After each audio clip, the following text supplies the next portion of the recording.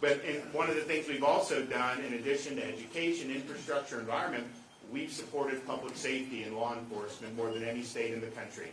You didn't think about...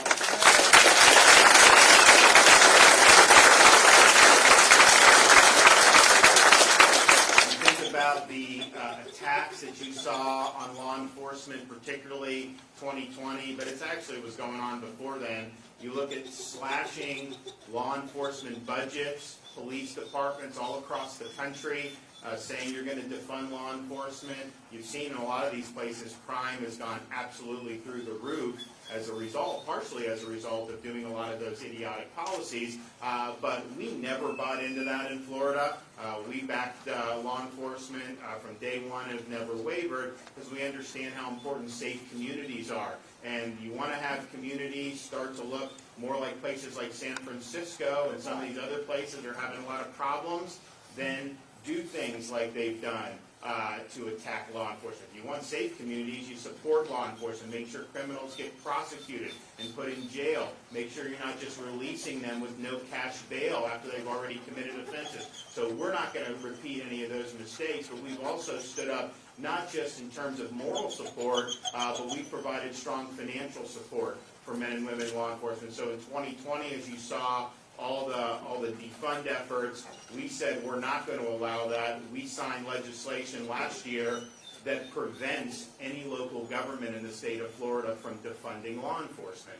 And that's going to provide protection for Floridians, for not just now, but in the future. We also said we're not going to defund. We're going to fund more. And so we did $1,000 bonuses for every single sworn law enforcement officer in the entire state of Florida. We did it again this year in the budget I signed.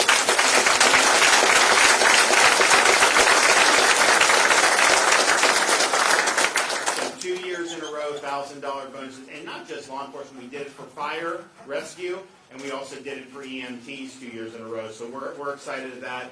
In the budget I signed, that'll go into effect July 1st, biggest increase in salaries for state law enforcement personnel in the history of the state of Florida. Agencies like Fish and Wildlife, agencies like FDLE, Highway Patrol are seeing really, really big increases, and we're happy to do that. And we also did something to aid recruitment and retention.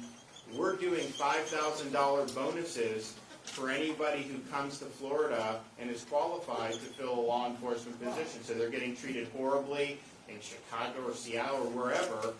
You come, any agency in Florida, municipal, county, or state, if you're new and you're qualified, and if you're young and you just go into it for the first time in Florida, you're eligible too.